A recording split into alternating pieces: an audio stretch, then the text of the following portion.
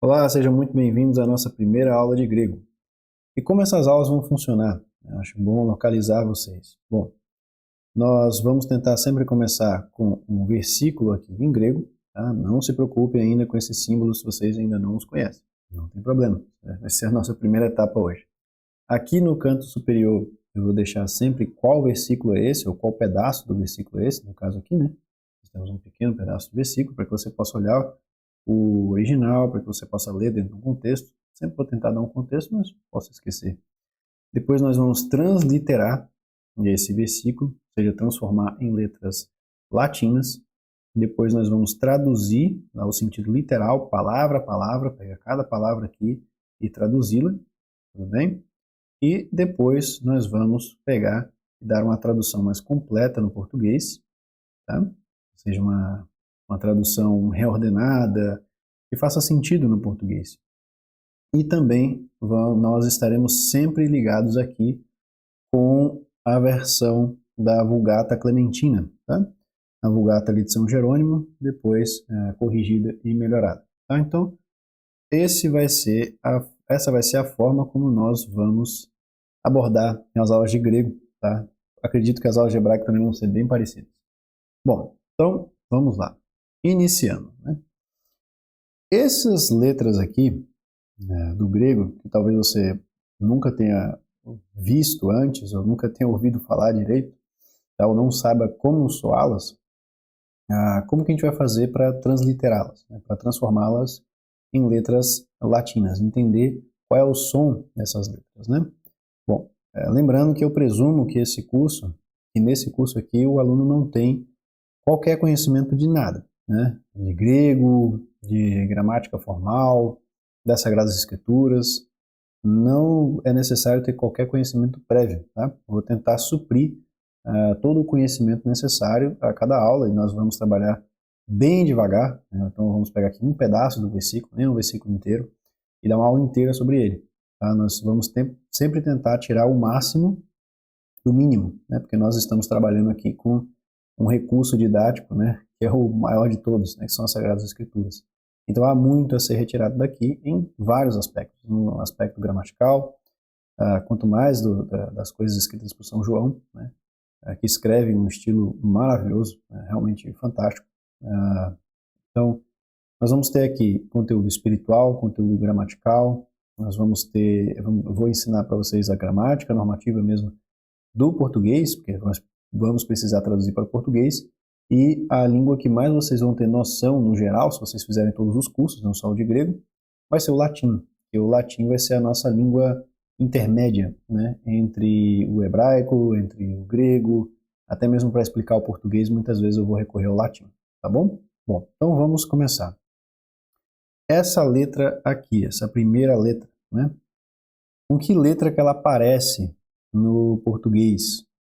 Que letra seria essa? Você consegue deduzir? Bom, uma outra coisa também, muito importante. Toda vez que eu fizer uma pergunta, toda vez que eu fizer uma pausa, eu estou deduzindo que você, querido aluno, está trabalhando ativamente para responder isso. Então, toda vez que eu fizer uma pausa, toda vez que eu fizer uma pergunta, por favor, pare a aula, né? E responda aquilo, tente responder, tá? Não se preocupe se você acertou ou errou. Isso não é, esse não é o objetivo da aula. É só que você acerte ou erre. Isso aqui não é uma provinha de concurso, não é um simulado do Enem, tá? Isso aqui é um curso para que você desenvolva a inteligência, desenvolva a profundidade, entenda cada vez mais as línguas, né, que estão ali nas Sagradas Escrituras e também a sua própria língua e entenda melhor como as línguas funcionam, né, tendo também um crescimento espiritual com tudo isso e matéria para a meditação, matéria para a pregação, né, quiçá matéria para a conversão de outros ou a sua própria, né, seu próprio aprofundamento na fé, tá? Então, vamos lá, voltando aqui. Essa letra, com que letra do português parece? Qual você adivinha que deve ser o seu som? Bom, então, vou aqui deduzir que você fez um esforço, né? E talvez disse que é a letra O. Né? Bom, né? Aquela ali é a letra O, mais especificamente nós vamos chamar essa letra de Ômicron. Tá? Vou escrever aqui como curiosidade, tá? Não é necessário, tudo bem? Então essa letra ela vai ter esse desenho e a maiúscula vai ser assim, tá? Então ela vai ser escrita Omicron, ok? Depois nós vamos entender isso daí melhor, tá? Basicamente é o I, o O pequeno, tá? Letra O pequena. Bom, além do O, a gente percebe também que tem um símbolo, não é? Há um símbolo aqui em cima do O, tá? Esse símbolo aqui. E esse símbolo, ele difere, né? Vamos deixar isso aqui mais claro. Esse símbolo aqui, ele difere desse símbolo aqui e desse outro símbolo aqui. Esses dois aqui são iguais, né? E, em comparação com esse, eles são diferentes. Tá? Ficou claro agora? Então, esses símbolos aqui em cima são o que nós vamos chamar de espíritos, tá? Espíritos. Anotem aí. O espírito para cá, ele vai ser o espírito rude, tudo bem? E o espírito para o lado contrário, ele vai ser o espírito brando, tudo bem? Isso também pode ter um nome, o rude pode ter o nome de áspero, e o brando pode ter o nome também de suave, tudo bem? Esses são os espíritos, tudo bem? Então, vamos lá.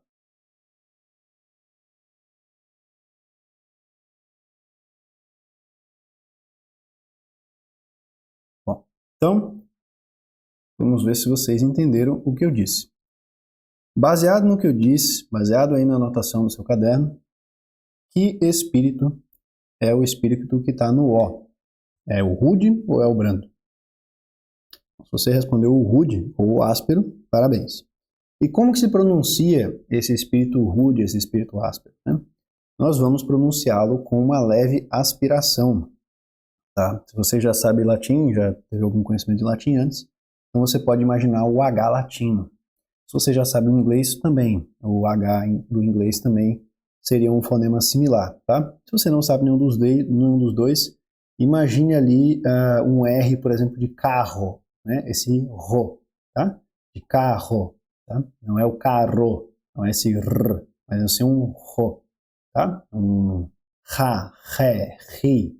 Um pouco ali gutural, tá? Na garganta. Então, aqui eu vou ter um ro como primeira palavra. Tá? Ro.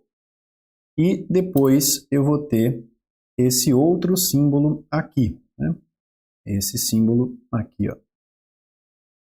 Que símbolo seria esse? Vamos pensar aí. A gente deduzir, tá? Um fonema.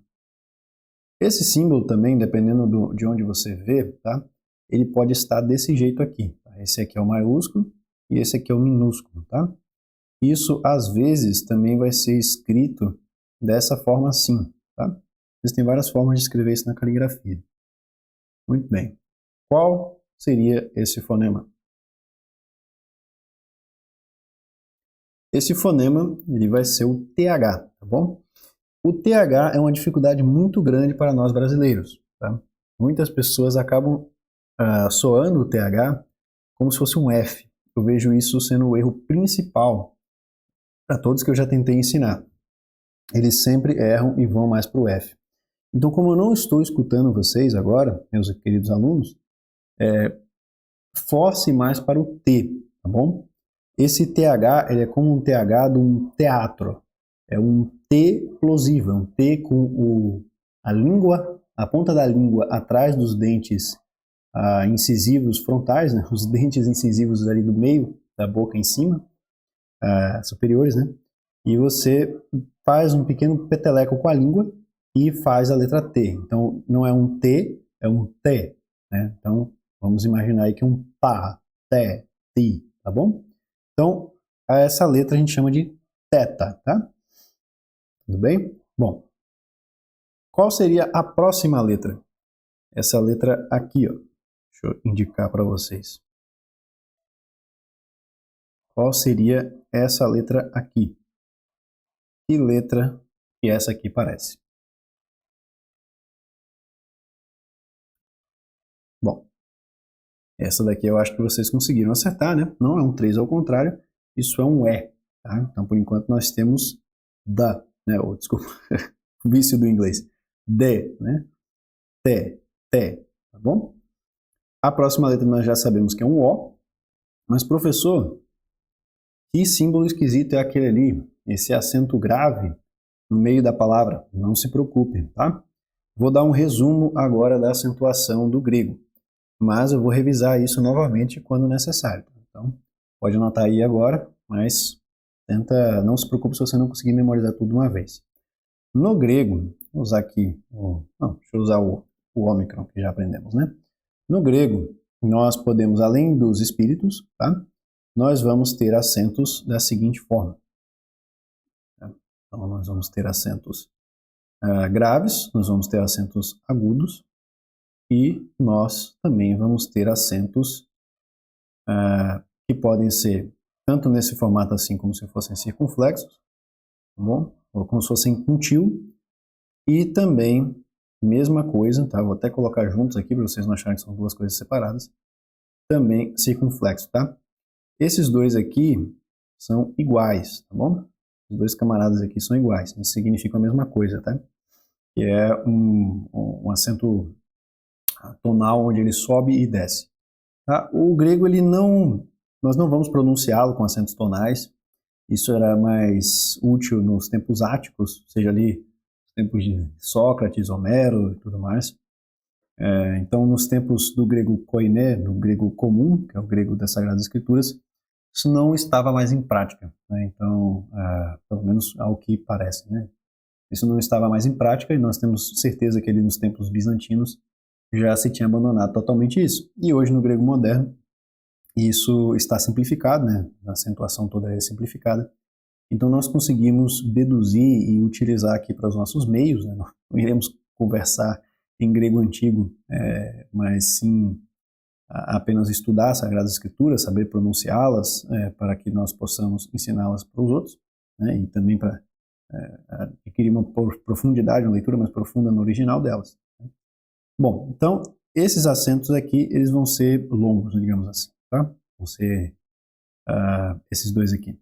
E eles, quando que eu uso cada um? Deixa eu explicar isso aqui. Então, às vezes, quando às vezes não. Quando uma vogal inicia uma palavra, ela tem que ter um espírito, né? Vocês perceberam aqui que a vogal inicia uma palavra, ela tem um espírito. Tudo bem? Olha lá. Muito bem. E esse espírito pode ser ou rude ou áspero, como vimos. Digamos que ele seja rude, que nem ali. Tá? Se essa vogal também vai ter um acento, então eu vou ter que abrigar esse espírito rude, entende? Dessa forma, tá? Se ele for um acento dessa forma aqui. Então esse daqui, ele vai virar aquele lá se ele tiver que abrigar um espírito, tá? E eu posso também ter, por exemplo, um acento duplo, né? Tem uma aspiração e um acento para cá. Ou tem uma aspiração, até vamos colocar a aspiração contrária, e um outro acento, não tem problema, tá?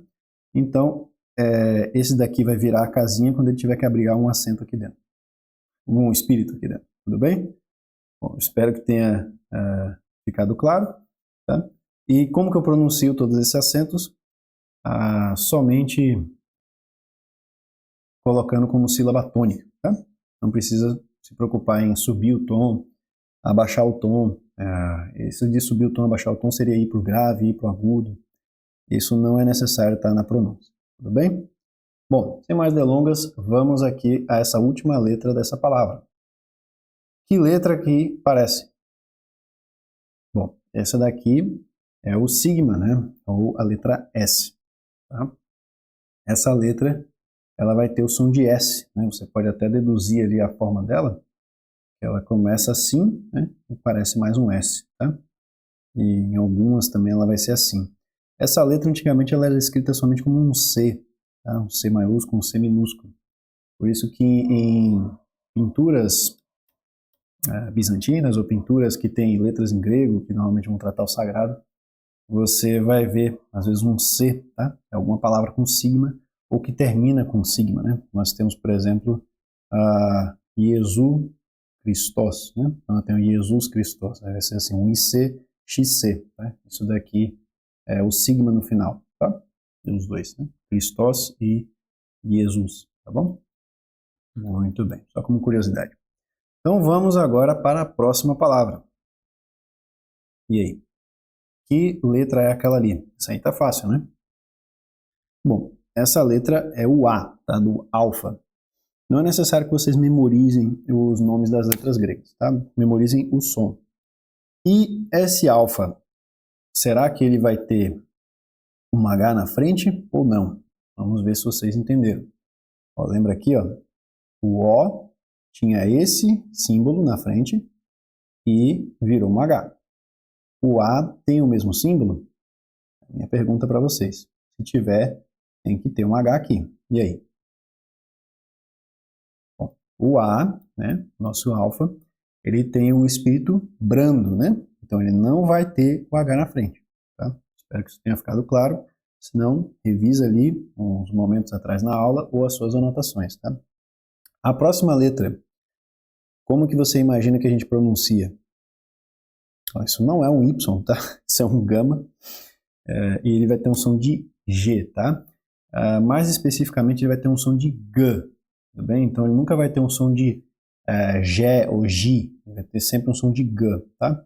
Desenhando a letra aqui para vocês, ela vai ser mais ou menos assim, tá? Tudo bem? Então aqui ela está simplificada daquele jeito, ela maiúscula parece uma forca. Isso não é necessário agora, só saiba que esse daqui é igual a esse daqui, tá? As fontes, assim como no português, elas vão mudar um pouco as letras, mas a gente entende o contexto geral e conseguimos deduzir. Muito bem, então continuando a palavra, você lembra que letra é essa agora? É o A, né? E agora vamos ver se você se lembra da matemática.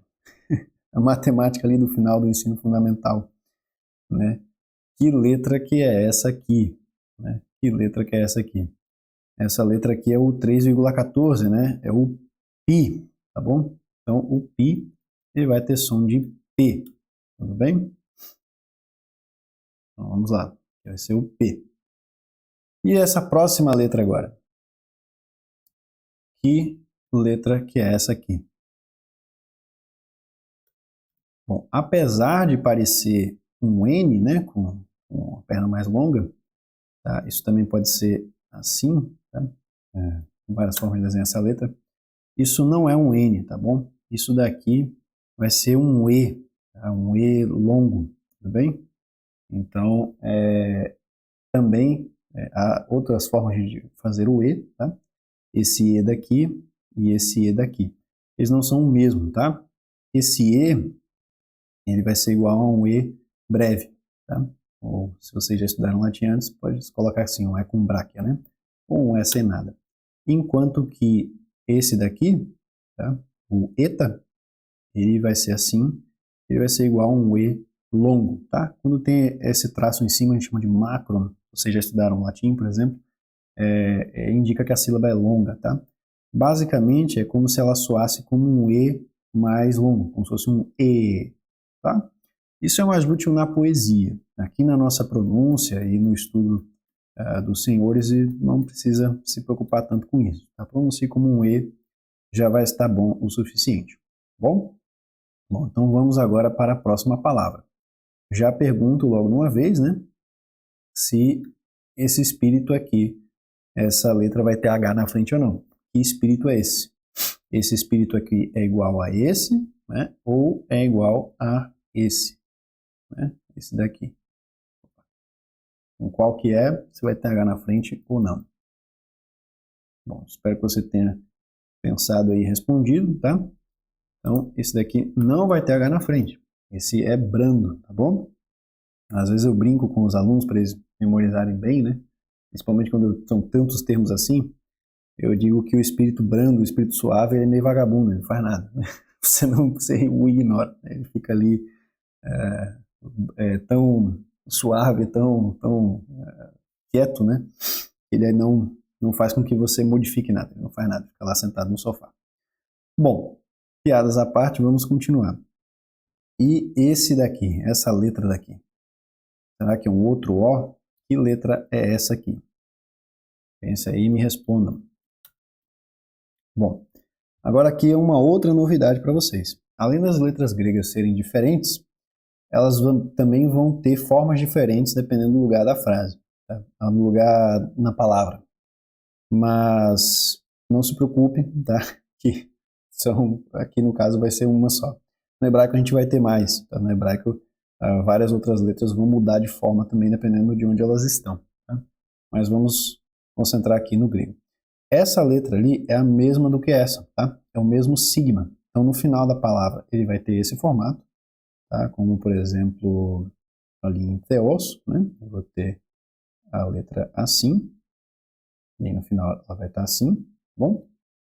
E se ela está no início da palavra ou no meio da palavra, aí ela vai ter esse formato aqui, tá? Eu não li ali um pouquinho a mais, tá? Mas basicamente vai ser isso daqui, tá? É o mesmo sigma, tudo bem? Ambos vão ter som de S, tá? Por exemplo, a palavra sigma se escreveria assim, né? Tudo bem? Então, o S inicial dessa forma. Então, saiba que os dois têm som de S. Bom, então, vamos lá transliterar. Então, é S. E a próxima letra? Que letra que parece? Que letra que deve ser isso daí? Você deduziu que é um T e não um martelo, o senhor acertou. Tá? Então, eu tenho aqui um T. E a próxima letra? Que letra seria essa?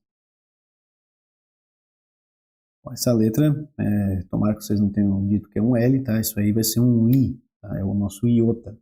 Uma coisa muito importante, tá? Para vocês que vão escrever no caderno aí. O iota, ele tem essa curvinha aqui no final, mas ele nunca, em hipótese alguma, vai ter um ponto aqui, tá? Porque a pontuação aqui vai ser somente para acentos. Ou seja, ele pode ser assim, né? Ou ele pode ser assim, tá bom? Ou ele pode vir também com um espírito, né? Pode vir com um espírito aqui, ou um espírito contrário, tá? Mas ele nunca vai vir com uma bolinha em cima, como o nosso I, tá? Isso aqui está errado, por favor, não escrevam o iota com bolinha. Mas ele tem o som de I. Bom, e ali agora a última letra, que som deve ter esse daí? Bom, se você disse que tem som de V, você errou feio, tá? Isso daí é um N, tá? Professor, que maluquice é essa, cara? Claramente aquilo ali é um V, tá? Eu sei que parece um V, mas essa letra maiúscula ela tem esse formato aqui, tá? E minúscula ela é assim, ela é um Ni, tá bom? Ela é o Ni, tá? É essa letra que tem som de N. Bom, então, agora vocês conseguem reproduzir o som dessa frase? Tentem aí. Agora ela transliterada e vamos lá. Espero que você tenha tentado. Então, o som dessa frase, vamos parte a parte, né? Vai ser Ho, Theos, Agape, Estin. Bem, repetir novamente. Ho, Theos, Agape, Estin. Uma terceira vez. Ho, Theos, Agape, Estin. Muito bem. Espero que você tenha aí acertado pelo menos uma das vezes. E vamos agora entender o significado disso daqui. Tá? Então, muito bem, agora nós sabemos pronunciar, vamos entender o significado. Bom, então, aquela letra O, ela vai ser o artigo definido, tudo bem? Então, já para adiantar para vocês sobre artigos. Vamos lá. Então, eu tenho aquele O, ele vai ser o artigo definido masculino, tudo bem? Ele vai ser masculino singular. Se quiserem anotar em algum lugar, depois a gente pode fazer toda uma tabela particular. Eu realmente recomendo que o aluno faça seu próprio material de estudo, suas próprias tabelas, a partir do conhecimento que ele vai adquirindo. Tá? Que ele não só pegue uma tabela e fique consultando. A tabela de consulta ela serve, ela é muito rica, mas quando você já tentou construir o próprio conhecimento ali. Tá? Então, vai ser muito importante isso daí. Uma outra coisa, tá? Isso daqui é o artigo definido. Tá? Então, isso aqui é um artigo definido. E como que é o artigo indefinido no grego, professor? Não existe artigo indefinido no grego. Tá? Existe somente artigo definido. nós vamos ver depois como que nós fazemos para falar em grego, né? Ou como vamos traduzir do grego alguma coisa com artigo indefinido, tá? Isso aí vai depender do contexto. Na hora que chegar, eu vou avisar vocês. Tá? Por enquanto, saiba que aquele ro, né? Essa letra do ômicron com o espírito rude, ela vai significar artigo definido masculino. Muito bem, então vamos relembrar agora o português, como que é o artigo masculino singular definido no português. Isso vai ser o, né? Opa, acabou mudando de tamanho. O, né? Então, o e theos. O que seria theos? Já ouviu falar essa palavra antes? Ou talvez theo? O que significa isso daí? Bom, se você talvez lembrou de teologia, teogonia, teóforo, teófilo, então você vai lembrar que teo, né, significa, ou Teodoro, por exemplo, né, teo significa Deus, tá? Então theos, o prefixo theos, né, vai ter uma relação com Deus e a palavra theos em grego vai significar Deus, tá? Aqui no nosso caso com D maiúsculo, tá? Bom, o Deus. Uma outra coisa. Mas, professor, no texto em grego estava minúsculo. Como assim? Quando que eu vou saber que vai ser Deus minúsculo, no sentido de um Deus falso, e Deus maiúsculo, tá? Então, o grego, até ali, agora vou ser um pouco impreciso, tá? Mas nos tempos bizantinos, não sei se século IX, não sei agora qual século em específico, mas era tudo escrito em letras maiúsculas, tá? Então essa frase, ela deveria ser escrita da seguinte forma. Vou escrever essa frase como está provavelmente em algum manuscrito da época, tá? Então vamos lá, para que vocês possam entender.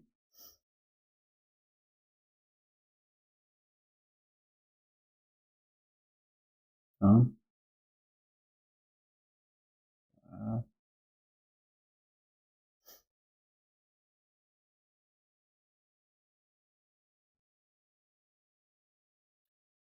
esqueci do espírito aqui, e eu tenho um espírito aqui, acento, acento, acento. Muito bem. Então, essa frase, provavelmente ela vai estar escrita dessa forma, claro, com a letra melhor, né? Dessa forma no manuscrito, tá? E como que eu sei como separar essas palavras, né? Bom, talvez agora você entendeu para que serve melhor os espíritos, né?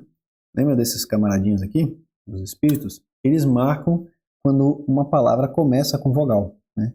Seja ela fazendo som de H, seja ela não fazendo som de nada, né?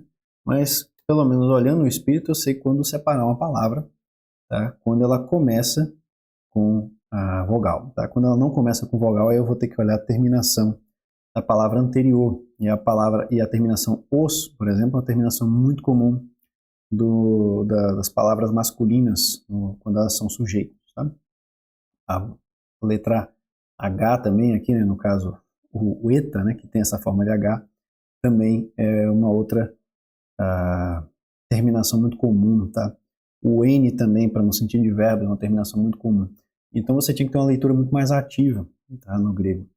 E vamos dizer que essa frase ela não estivesse no meio, tá, de um papiro ou de uma coisa do tipo, mas ela chegasse aqui no final, né? Então vamos fazer a mesma coisa aqui, ó. Vamos colocar. Depois eu já vou falar a questão do TH maiúsculo, tá? Mas vamos dizer que eu cheguei aqui e agora eu cheguei no final da linha. Não consigo mais escrever. Como que os gregos escreviam? Eles iam voltar aqui para o início e escrever tudo de novo? Não. Eles iam chegar, tá? E escrever as coisas de trás para frente. Então agora eles iam escrever dessa forma aqui. Tá? Não sei se você está acompanhando ali com... Opa, puxei demais. Não sei se você está acompanhando ali embaixo, né?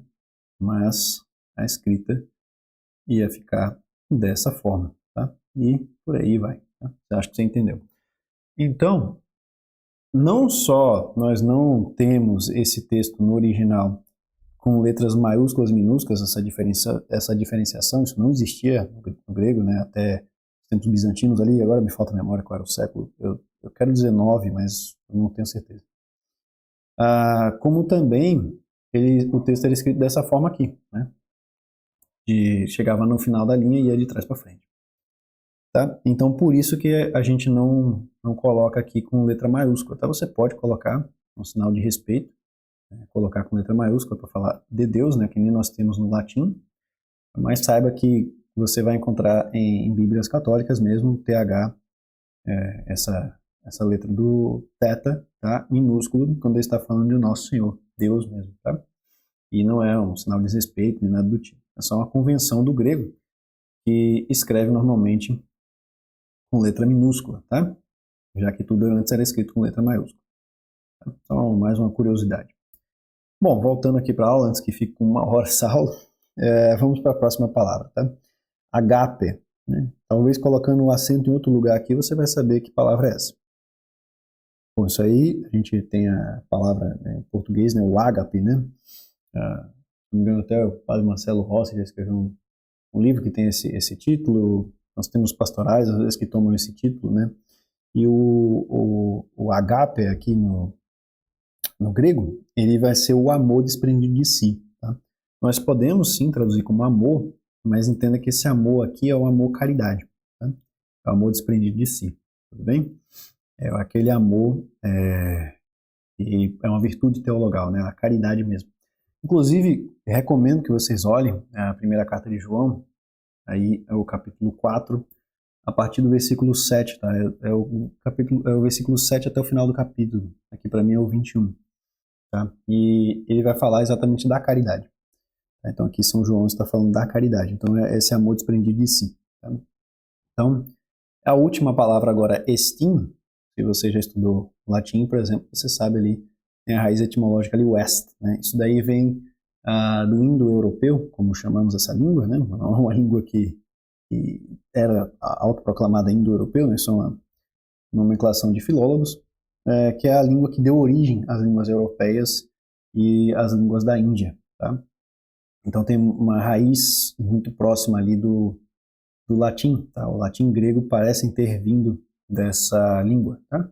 Há outras pessoas que defendem mais de que o latim veio do grego, mas hoje a opinião mais forte, né, mais presente entre os acadêmicos é que o latim e o grego são irmãos, né, de uma mesma origem anterior, que é o que chamamos de indo-europeu. Tá?